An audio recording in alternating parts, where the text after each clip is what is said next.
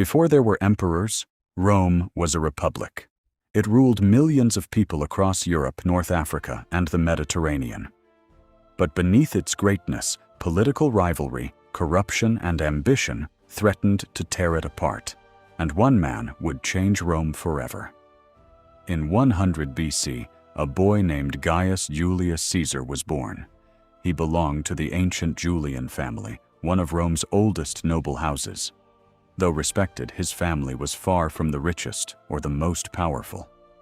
Caesar grew up during one of the most dangerous periods in Roman history.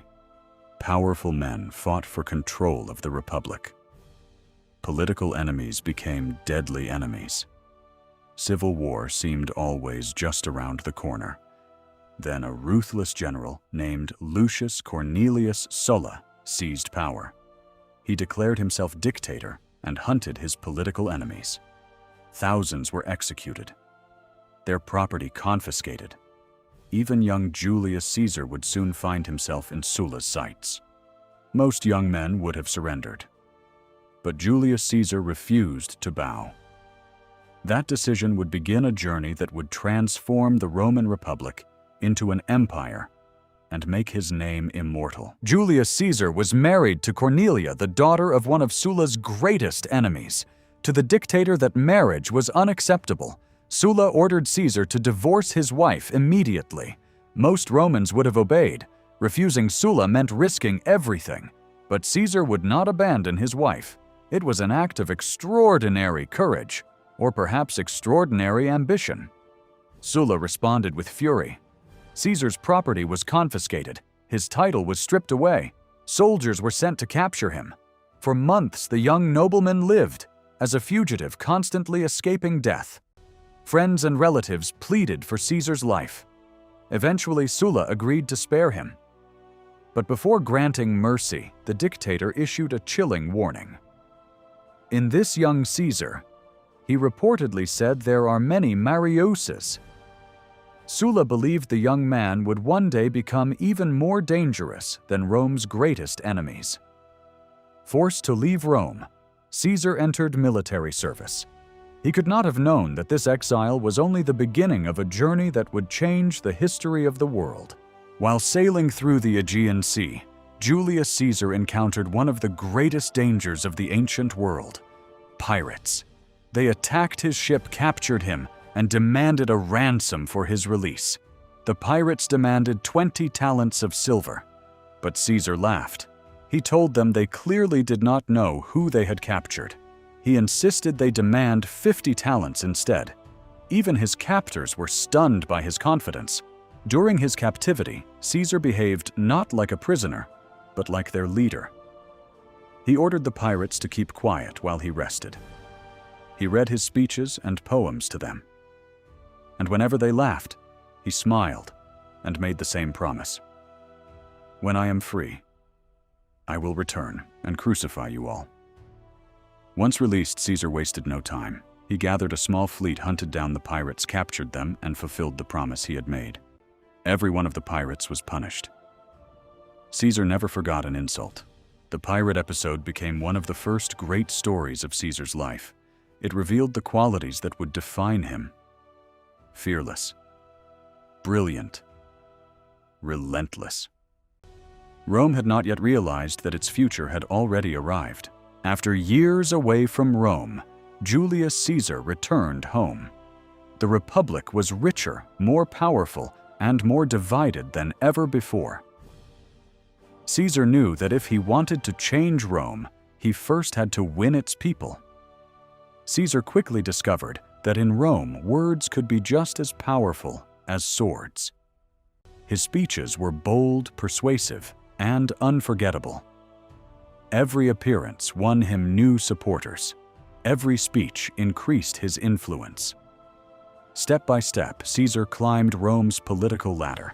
He served in public office, built friendships with influential men, and gained the trust of ordinary Romans. His ambition was becoming impossible to ignore. To win the hearts of the people, Caesar spent enormous sums of money. He organized spectacular games, public celebrations, and generous gifts. The crowds adored him. But behind the applause, Caesar was sinking deeper into debt. Caesar had gained popularity, but popularity alone could not bring ultimate power. Soon he would form an alliance with two of the most powerful men in Rome, an alliance that would change history forever. Rome was divided. No single man could dominate its politics alone, so Julius Caesar forged an extraordinary alliance with two of Rome's most powerful men: Pompey the Great, Rome's greatest general, and Marcus Crassus, the richest man in the Republic. History would remember this partnership as the First Triumvirate. It was not an official government, it was a private agreement. Together, the three men could influence nearly every important decision in Rome. In 59 BC, Julius Caesar achieved one of Rome's highest offices. He became consul.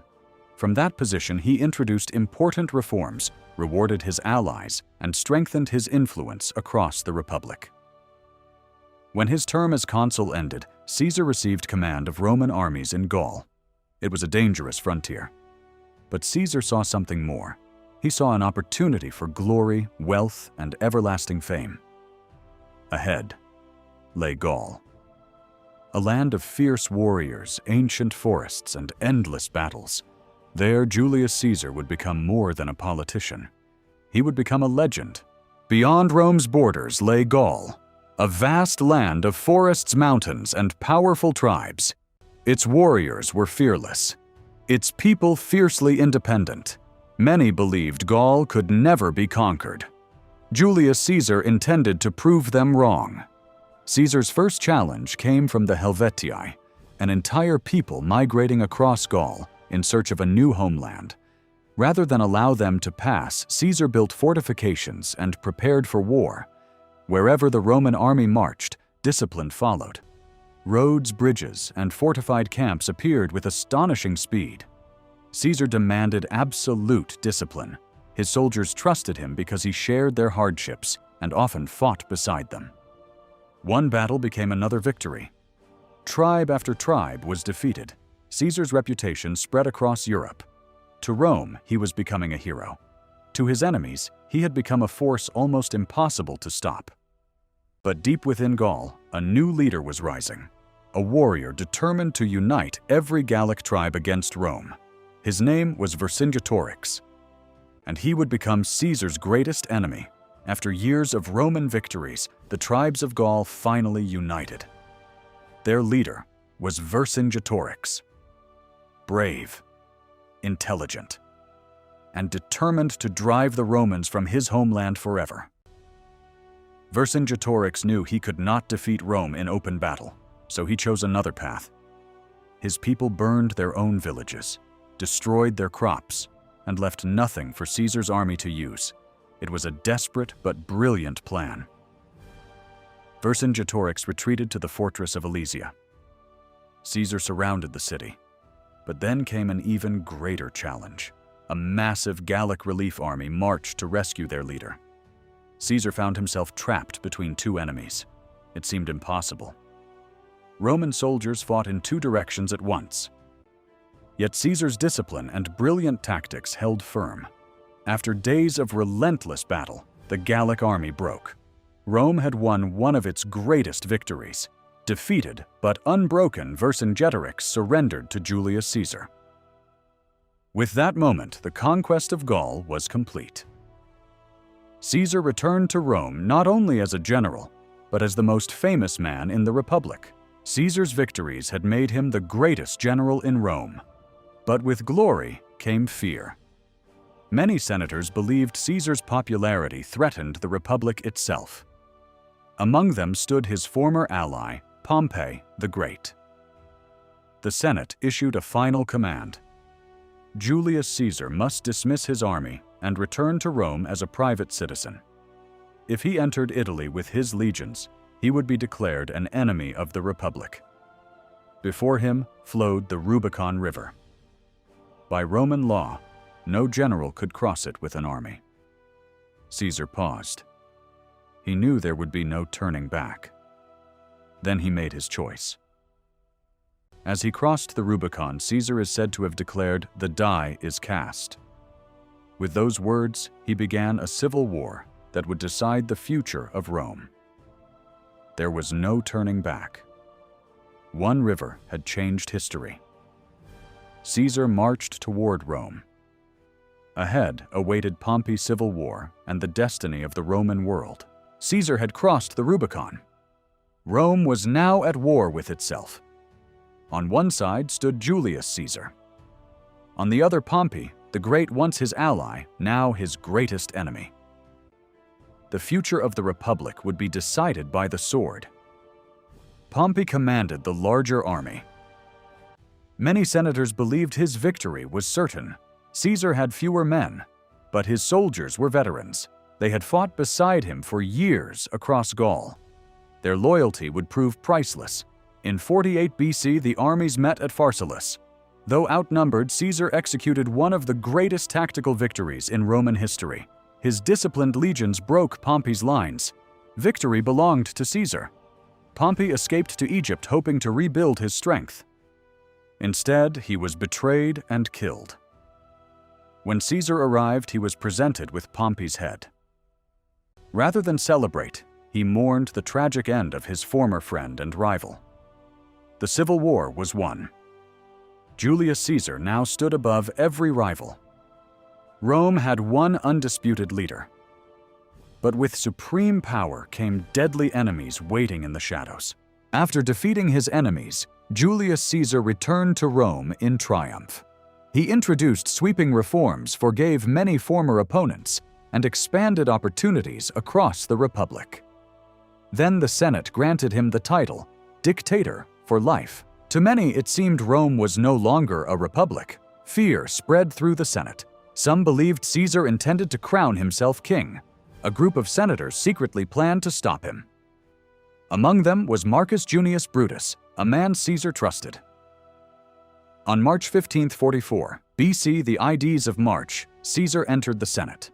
Moments later, the conspirators struck. More than 20 wounds ended the life of Rome's greatest leader.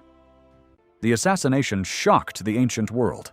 The conspirators believed they had saved the Republic. Instead, they unleashed another devastating civil war. Rome would never return to the old Republic again. Julius Caesar conquered Gaul, defeated his rivals, reshaped Roman politics, and forever changed the course of history.